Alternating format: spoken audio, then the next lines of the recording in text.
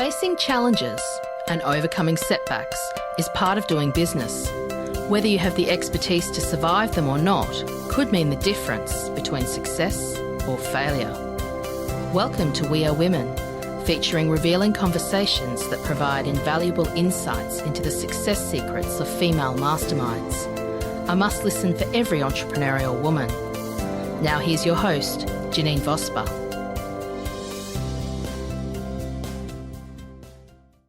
Hi, it's Janine Vosper here, and welcome to this episode of the We Are Women podcast. Today with me, I have Kathleen Ann. Now, Kathleen is known as the money and marketing champion for heart-centered women entrepreneurs and enlightened men. I'm going to have to comment on that because that's what I usually say, Kathleen, is I work with women or smart men. So we're very much on the same page there. She's the founder of Power Up Your Marketing and holds multiple money and marketing coaching certificates. Kathleen works with service-based women business owners to help them create and grow financially successful businesses based around their passion and unique brilliance. Her marketing expertise and insights have helped women from around the world to stand out and position themselves as an expert in their field, as well as move away from charging by the hour and package and price their services instead so they can charge what they're worth and get it. I'm really going to be interested in talking about that particular angle today. She is the winner of an inaugural award for commitment to excellence in business coaching from the International Association for Women in Coaching, at the recipient of the Gold Business of the Year Award for BX Networking, as well as a winner for the Local Business Awards St. George's 2019. Kathleen is a certified coach, speaker, published author, and workshop leader, and her work continues to support entrepreneurial women throughout the world to marry money with meaning. And I had to read that comment twice, but I get what it means. We're not marrying into money. We are marrying our money and working with our meaning. Kathleen happily works from a home office overlooking the beautiful Georges River in Sydney, New South Wales, and that she shares with a chef husband, offering in-person and virtual programs and services for women wanting to create 6 and even 7-figure businesses and still have time for life. When she's not creating breakthroughs for a client, you'll probably find her with her 9 grandchildren. Wow. I'm pretty good. I was thinking I was fairly good with 5, but 9 is an awful lot of work. And just as likely playing a round of golf on the course somewhere. We have a lot in common, Kathleen. Welcome and thank you for being on this episode of the We Are Women podcast. And thank you very much for the invitation, Janine. I'm very, very honoured to be here. I love to be able to speak particularly for women, and I know that you focus on that as well. You are very experienced in your field, and I know that you started not necessarily with entrepreneurial women. So I just want you to share your story, how you got into doing what you do now. And I know we've seen some of the award stuff, but I'm sure there's a lot more experience there, Kathleen.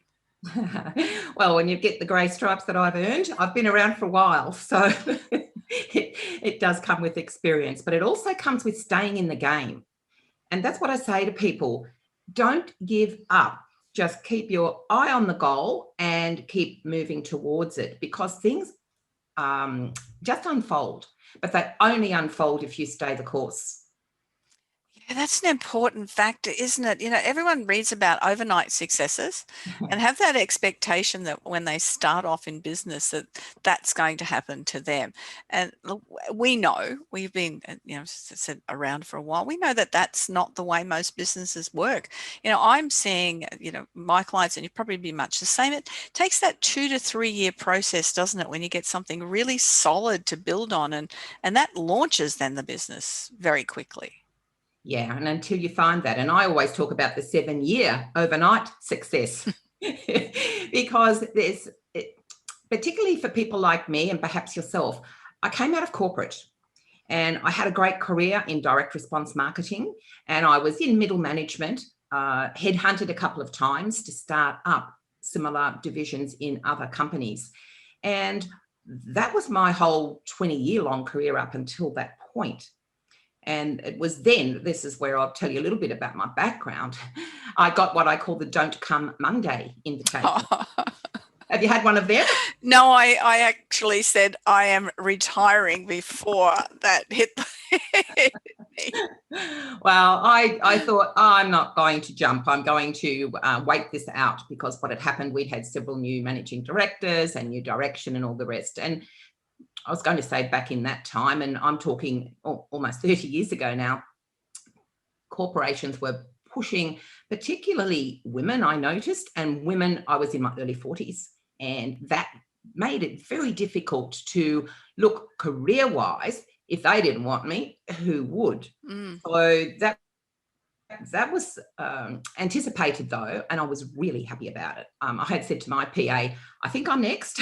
Don't worry about me. I'm worrying about you. Where are we going to make sure that you land well? Because I'll be fine. I don't know what I'm going to do when it happens, but I think writing's on the wall, and I'd inherited maybe 3, if not 4 other roles on top of mine as they were ushering other people out. So I knew that I was too stretched, and that they really needed then to realign and work out what the hell. So, yeah, when I got that invitation, I was going overseas the following week, as it happened, which was actually ending up great timing. I had 5 weeks away just playing around, and came back and figured I had to play around some more. I actually took up golf. That's when I started playing golf, because I had no clue what I was going to do. And the longer I waited, the more I knew that I wasn't employee material anymore. That's a really good point, isn't it? That employee material. And I think that anyone that's listening that has worked for themselves or continues to work for themselves, it's a very different mind space. I love Mondays. I just absolutely, it's usually my day to work in the office, and the commute is 5 meters up the hallway. It's just mine's 5 steps, or maybe 10 steps down from the upper level. Yeah. I'm just thinking about the golf thing too, and I know we're going to come back to other things. Golf, I think, is a great metaphor. I'm a golf player as well, and I think it's a really good metaphor for business, because a lot of things that we do in life, we get a bit better at it, and it gets easier. But with golf, that's not what happens. We have an expectation that we're going to, if we've had a good day, that the next day is just going to be a replica of that, when we go, well, why can't I do the same on the next day? And that's what happens in business as well, isn't it, Kathleen? That building up that resilience to know that not every day is $100,000 day. There's days out there where it is tough to do what you do day in and day out. And I love that you said staying the game. That's an important factor, that it's just turning up. That's what we have to do, is turn up, isn't it? And the reason why we are successful is the fact we do turn up. That's what happens. People don't turn up.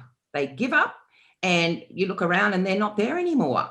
So that is truly the most important thing. If people realize, don't give up, figure out what next. And it's interesting that we're both golfers, because I think you may have told me that about you, but I don't remember that. I don't get to play as much as you do. I've had injuries for the last year, and I've decided that I'm just playing through them next year. I don't care. So. Well, with less expectation. Yeah. So even within a round of golf, even on the same hole, you can have a fantastic shot, and then the next one, you've shanked off the course or something. So this is the point. That's life. It's how business is as well, and it's not the end of the day. It's just another step in the process. So you probably have a golf coach like I do. I have a business coach like you do. We need coaching. Even coaches need coaching. So that's the other thing. Invest in yourself. And that's what I found early on. When I was considering my options, I thought I had a great reputation. I had my network in corporates, in financial services. People knew who I was and my abilities and what I could do. I figured that I could be a consultant. That was the decision I finally came to. And when I, hung out my shingle, I thought I had it made. I'd be absolutely fine. Well, that's when, it was sort of like rearranging the deck chairs on the Titanic. It was a never-ending round of pitching to these businesses. And if I'd realised, of course, I used to be on the inside of that, receiving the pitch, knowing full well that perhaps there was a budget to do what you might be pitching, being pitched for, but knowing full well that it mightn't be around when it came time to implement, because corporations are always pulling away the money, even though they start out with their intentions as to what they want to do. So it became a very long slog fest to get the gigs. And when I got gigs, and I got some good gigs, I was working for the Commonwealth Bank and some other, insurance big players, and putting in big programs. But I was a solopreneur, and that really shocked me that I hadn't thought that through. I didn't want staff. I'd managed my corporate career with nothing more than a PA and hired in teams to implement campaigns. What was I doing? Building a business that needed people in it. I didn't want to manage people. So a couple of things. I just on that point, Kathleen, I am with you then. I've had so many people say to me, what do you want to build? And I tell them that I said, I don't want to, I'm happy to have VAs or helping on different fields like that. But I don't want to build a business employee. And at this stage, I just want to be more time and more successful. That's well, they sound counterintuitive, but in fact they're not, and this is the realization. So it took me a while to come to this realization, implementing those big campaigns and then ending that and then having to go out and pitch for more. So this is what I realized, and what I found was I need to find a better way. And I was I don't think even at the time consciously looking for that, but I know that in my subconscious I was going, this isn't long-term good, because it's just not a stable way that I wanted to finish the rest of my working career. So I landed on a website, and I ended up just 2 weeks later, and I jumped on a plane and went to the States, and I did a program over there, which eventually I encouraged my mentor who was running it to create a certification program. And I was the first one back there to take a certification in that. And that was more than, I'm going to say 13 years now.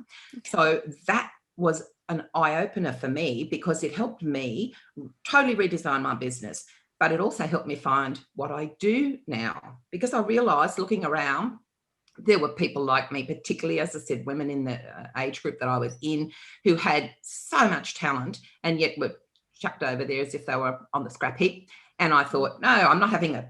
I'm not having it. And then I also realised too that women notoriously undercharge. Oh, that's a very good point. It's something that with my mastermind groups that we've talked about and worked on ways for people to feel comfortable about charging. That's the first point, isn't it? It's that, what are they worth? Yeah. Feeling that they're not worth it. Yeah. And that, that's a historic inheritance for us. Women never had their own money. Let's face it, back in the day, my mum worked, but her mother never worked.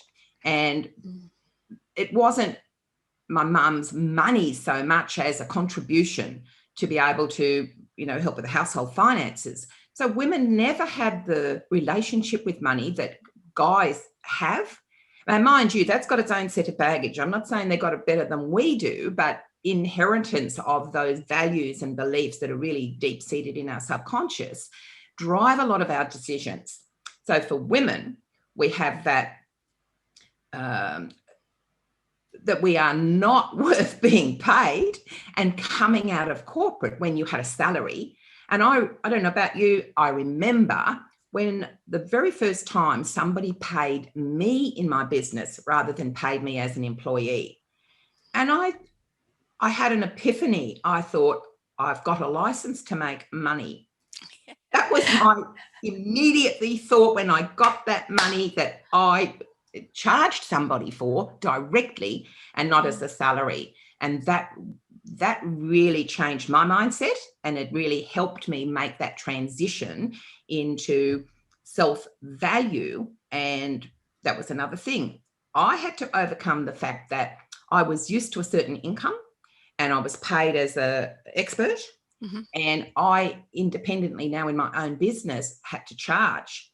So I came to that realization I had to be the expert and I had to charge for my expertise and I had to be comfortable doing that. So I had to get rid of that belief that I would not be able to replace my corporate generous salary with my office and my car parking space and my company car off my own efforts. That's an important factor, that belief that it can be replaced, because I know a lot of the women that I work with, their businesses are really hobby businesses. They're not making the money you as you were talking about, that's it, and then what they're really should be entitled to, and it's just a shift in mindset, isn't it, of what to be prepared to accept what you're worth. And that's part of it. It's not just charging it, but it's that being open to Receiving. Accept that. Yeah. And that's true. So this is where there's these two parts going on. The self-worth and setting proper charges and holding your hand out for the money, that's on the one side of it. But the reason women struggle often, and you talk about hobby, it's because they don't see the potential of their abilities to create a business that people would be prepared to pay them for. Mm-hmm. So that's the other side of it. There's the practical side. And that's the side that I really am an expert in as well, because I help women business owners structure their services so that they streamline what they're doing. Mm-hmm. And you talked before about, having time for life. That's the thing. As women of my ilk, we were sold a pup about women having it all. And I say to young women now, yes, you can, but not at the same time. I'm sorry to be the bearer of that news, but if you want to be excelling in everything that you do, you need to choose how much of your time and energy and everything else that you bring to your areas and apportion it and allow that's the amount you are able to deliver on those areas. I only have 2 children, but I must have done something right as a role model mum, because I've got 9 grandchildren. My son has 4 and my daughter's got 5. So areas in your life that are so important. Nobody's going to ask you, how long you spend in the office when you get to the end of your life. No. No, and you don't want to account for that either. So do you think, people say about work-life balance, and I don't think that exists. I think it's integration, and that's what I aim for. Yeah, that's a good word. It's one of the topics I actually speak on, and when I speak at keynotes, is that work-life balance, and the myth of the work-life balance is what I speak about. But it's exactly what you're talking about. Of course, it can be balanced, but it's balanced at different times in your life, and you can't balance the time you would spend working when you're in your 20s as opposed to when you're a mum with kids. It's a completely different type of balance. But the pressure that women put on themselves to be able to, and because of social media usually, but also from what's inherited around them and that expectation of being able to do it all, then that creates that imbalance, that all the sense of not achieving balance, whereas it really is a myth, and what they are looking for is imbalance depending on the time of life. What was that? It's imbalanced to start with. Correct. Yeah. It's not a feasible thing to aspire to even, but me went along with that. And, I used to think in my corporate life I was a workaholic, but it was because I knew I was the last one out of the office, that I turned out the lights. All the blokes had gone home. For a long time, I was the only female in that management scenario, and very used to the fact that it was different for me. Most of the time, the guys went home and somebody had looked after everything in the back end. Yeah, and that So, expectation, and that's another thing I speak to people about, is the imposter syndrome, and that expectation that you have to do more and be seen to be doing more than the blokes, because that they might find out that you aren't who you are.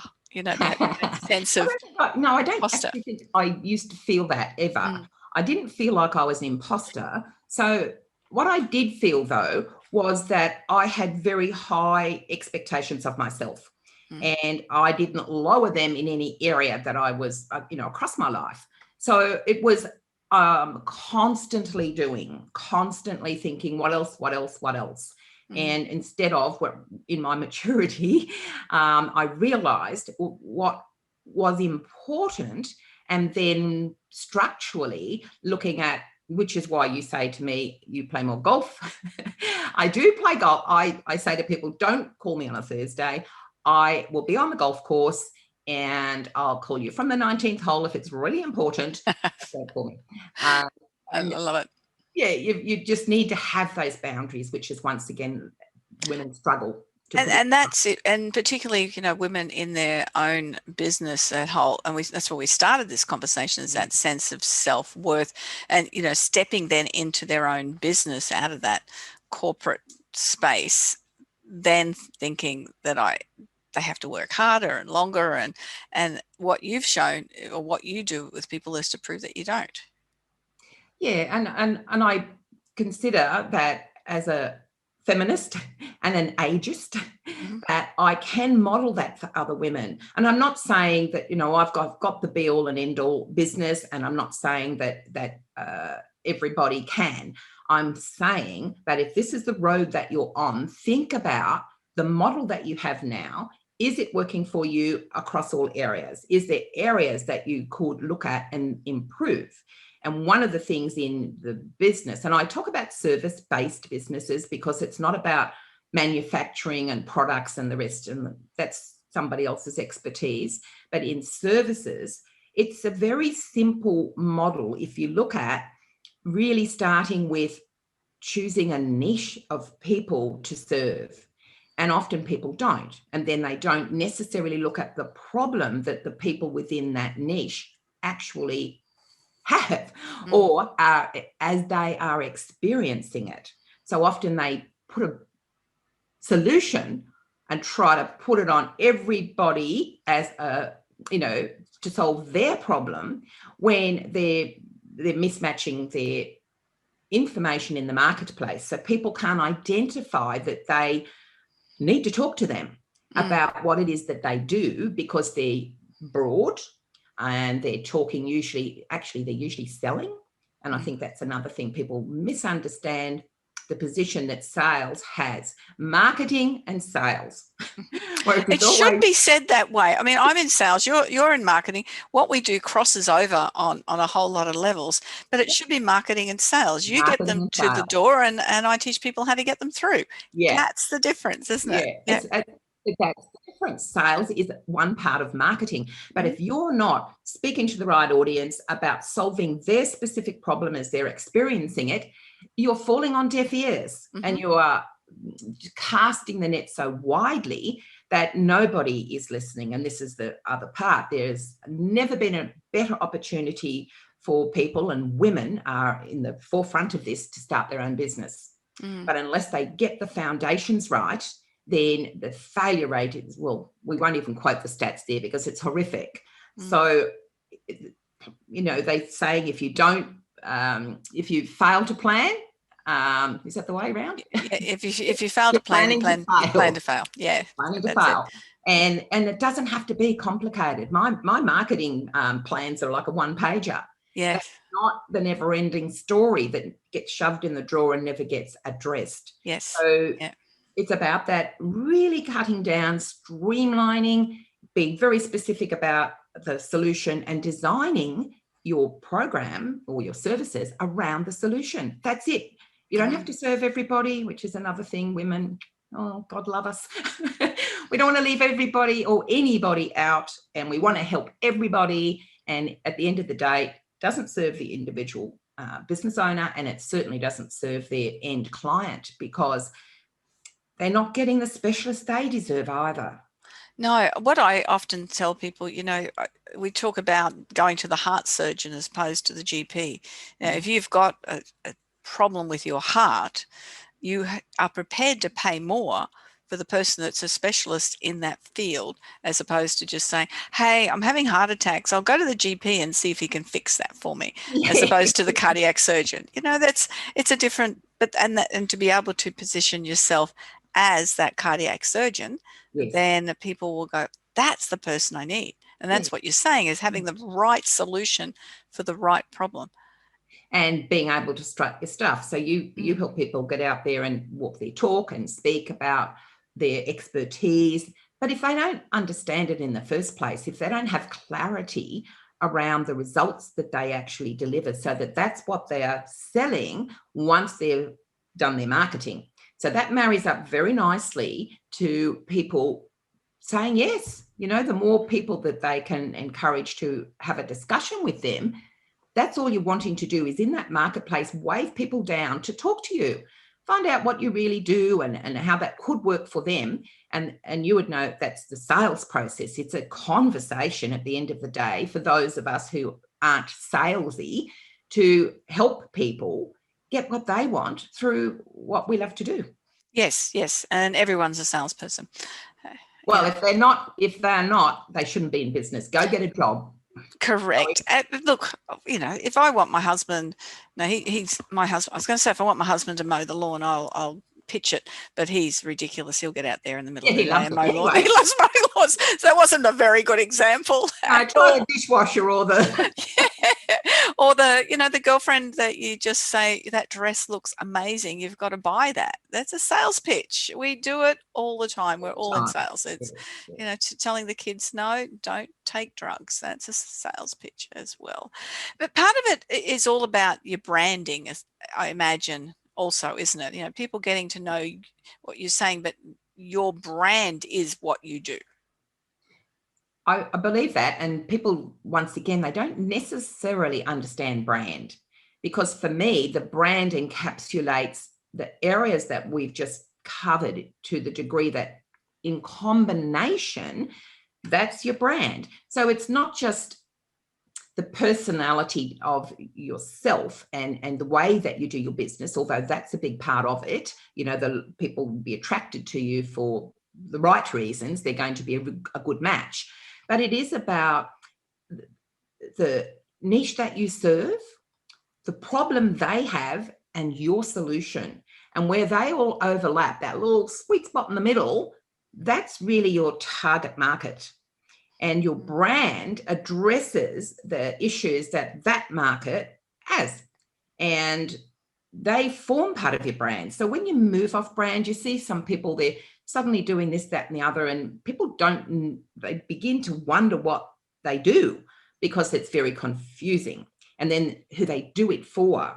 So they're the marketing messages that get misinterpreted, or they get ignored, or whatever happens. So it's about getting all those ducks lined up and then sticking to the message. And that's how we build brand, and we build brand loyalty. And then we have those raving fans who tell other people, go talk to her. She knows what she's doing and she'll be able to help. Yes, I often get tagged in on Facebook things because people will go, oh, you've got to talk to Janine. Someone today on one of them said I needed some tips on cold calling, and then a few people tagged me in and said you need to talk to Janine. So it was that's great to be able to do that. Be known for people, yeah, absolutely. It's interesting. I go to a lot of networking events, and some of them have very structured sort of pitching formats, and others are a little bit more free form. And I always find it really interesting. One particular event, I'm thinking about one person, and she'll say, look, what I do is create these I don't want to, just in case she's listening to this, but what I do is create these, which is part of a marketing thing, which is brilliant. And I also sell a product that helps keep things clean around the house. And I also write these books that you might like. Okay. What do you do? It's just that she turns up every month and says the same thing, that people might be starting now to go, well, I want that, but not that, or or that. Yeah. And that's what a waste of her talents. Somewhere in that lineup, there would be the thing she really loves to do, and doing things. And I'm going to block everybody's ears when I say just for the money, because you need to do these things for the money. But you need to, when I say marry money with meaning, if you don't have meaning in your business and the difference that you're making for the people that you're serving, what do you get out of bed for? It really is not the motivation that you get when you love what you do. I can't wait to help, I say, straighten people up and getting them flying right in the proper way in their marketing, so that they can bring in all those wonderful people that they can make a difference for. So back to that lady with, doing this, that, and the other, she just hasn't found her way yet. And if that's the path that she continues on, she probably won't. No, I nowhere near the success I believe that she could have if is she capable of. Yeah. Yes. And that's what drives me too, waking people up to, is there a better way? Can I know the word pivoting, and let's face it, right now everybody is, but I pivoted right back there in addressing leaving the corporate as my market to female entrepreneurs. And in that pivot, everything changed.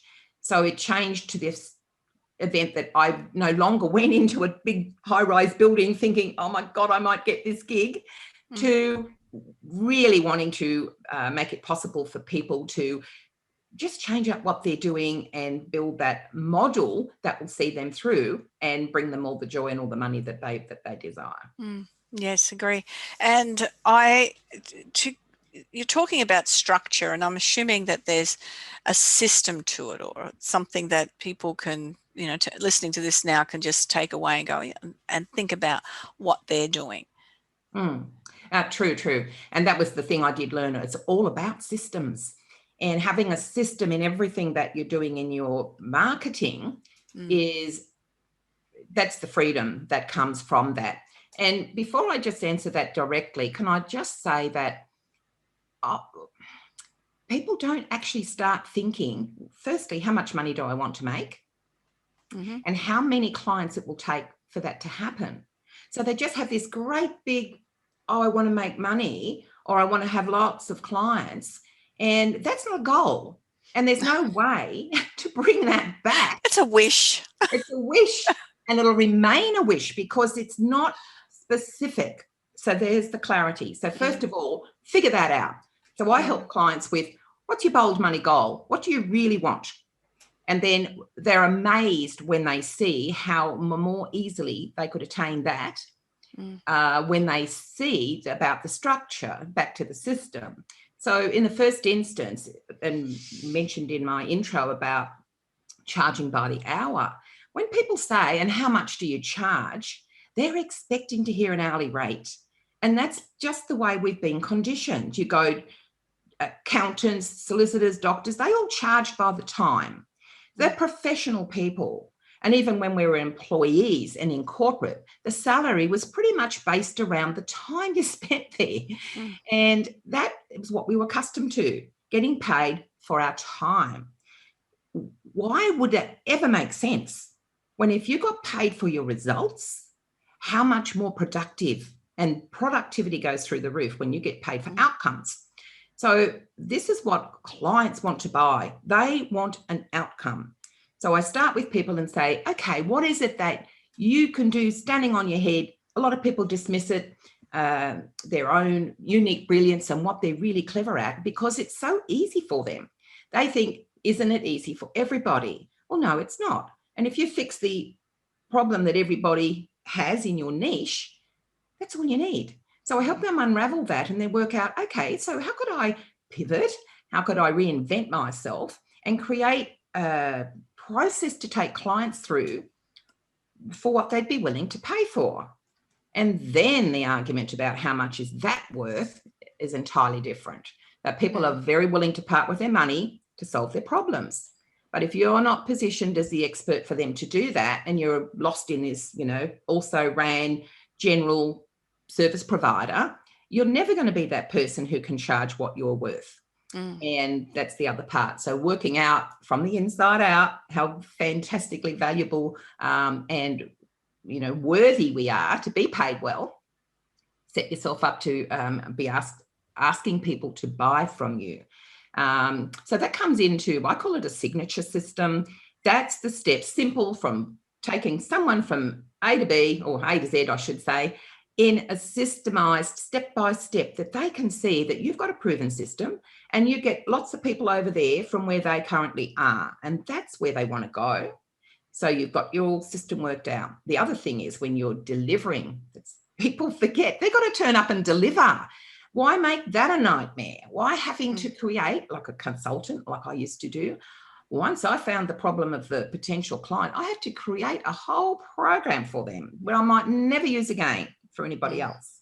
So be done with that in your own business. Just create the same program, because that's going to work for everybody who has the same problem.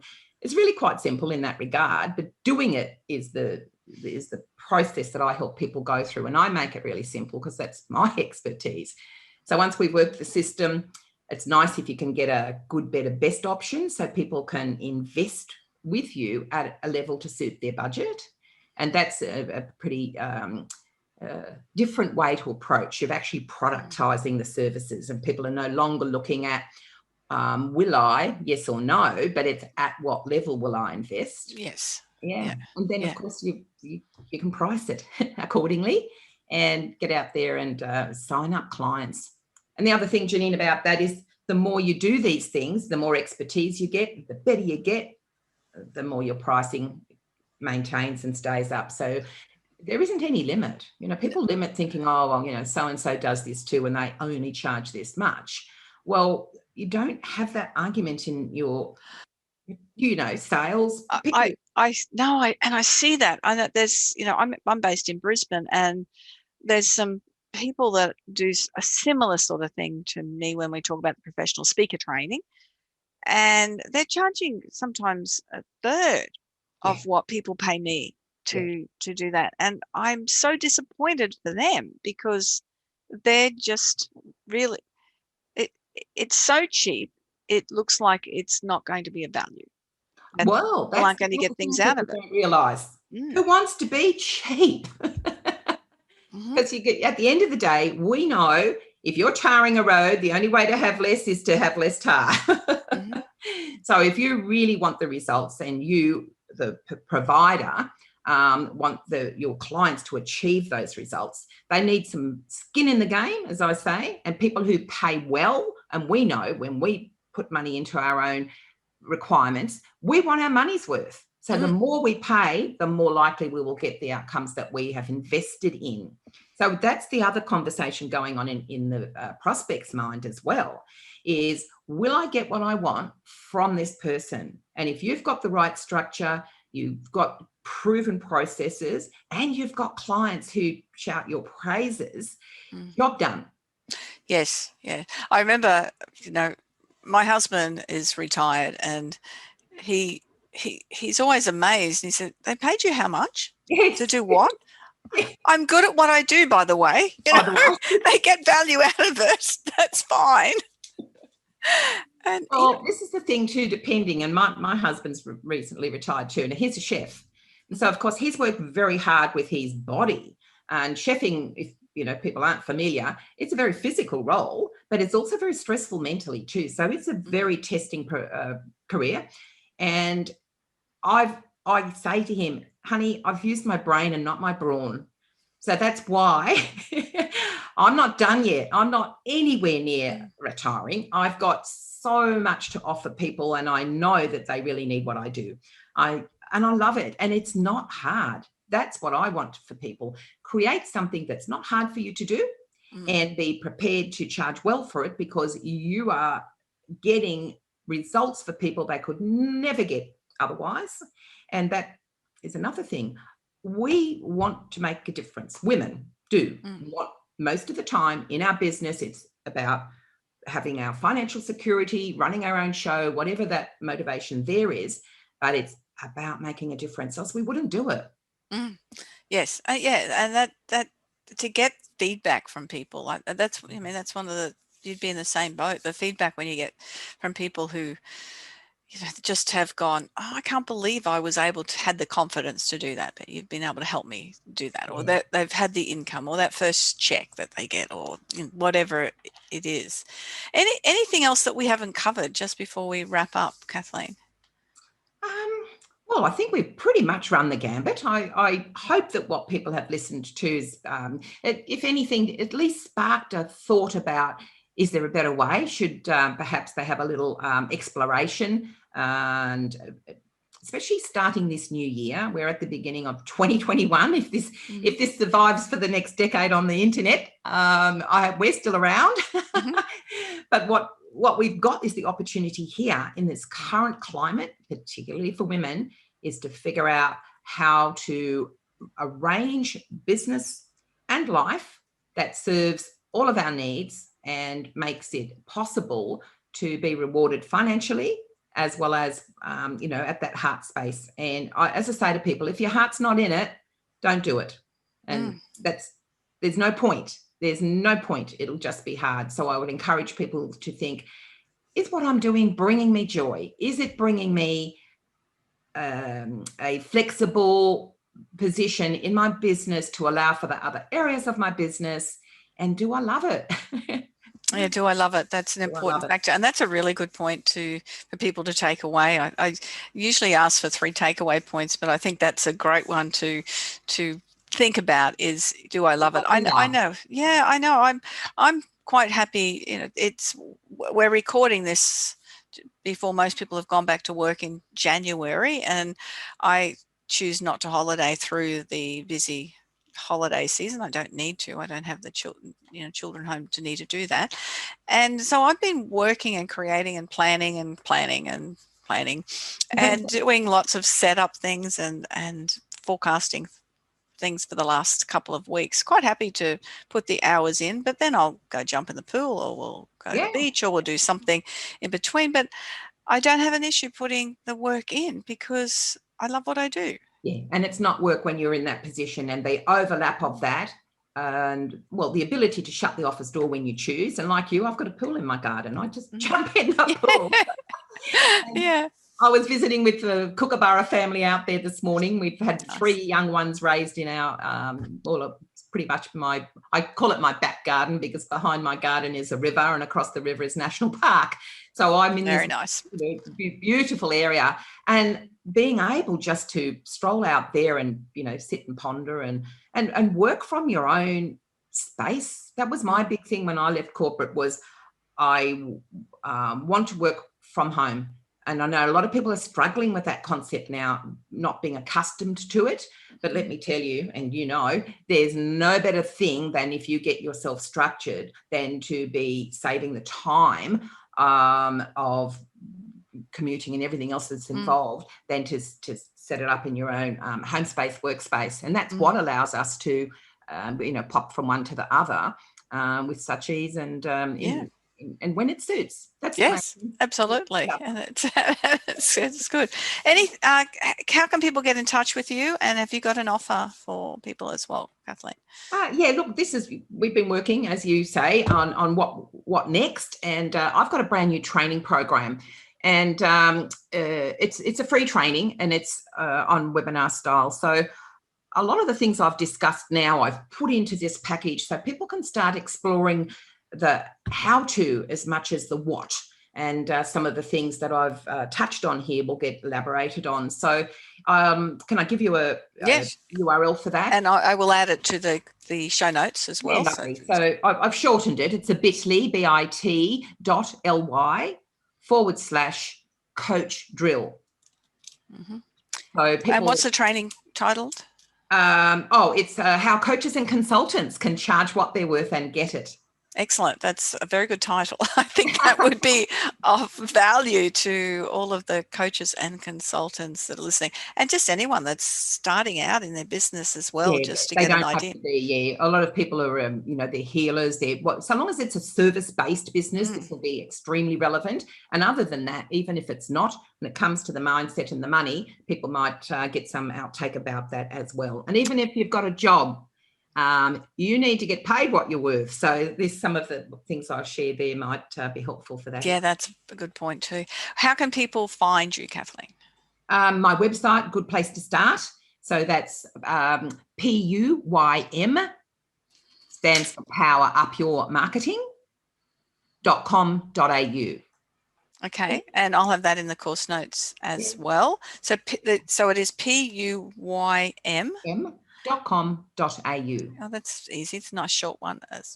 And all of your contact details, I'm assuming, are on the website as well. Yeah, sure. People can get in contact with me there. And for anybody who wants a half an hour of, a conversation, really, one-on-one with me, they'll find some opportunity on there, just under the services pull-down tag. And that will get, just to get clarity, just to decide whether there's some better approach to what you're doing. Excellent. Look, thank you very much for your time today.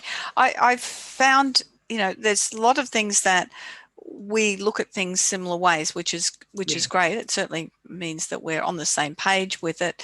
But that whole important factor of doing what you love to do and getting paid well to do it is, vital for women to acknowledge that how to charge what they're worth. It's been brilliant. Yeah. It's all very well to know, the what and the why, but you've got to get into the how to. Yep, absolutely. Thank you, Kathleen. And that's Kathleen Ann, and that's another episode of the We Are Women podcast. Remember, you can find all of my training programs at janinevosper.com. I would love for you to leave a 5-star review, because it's 5-star review for this podcast. And also, if you go to Google and if you want to make a comment there and leave a review there, that would be much appreciated. Look forward to you joining me on the next episode of the We Are Women podcast. Have a great week. Bye for now. For now.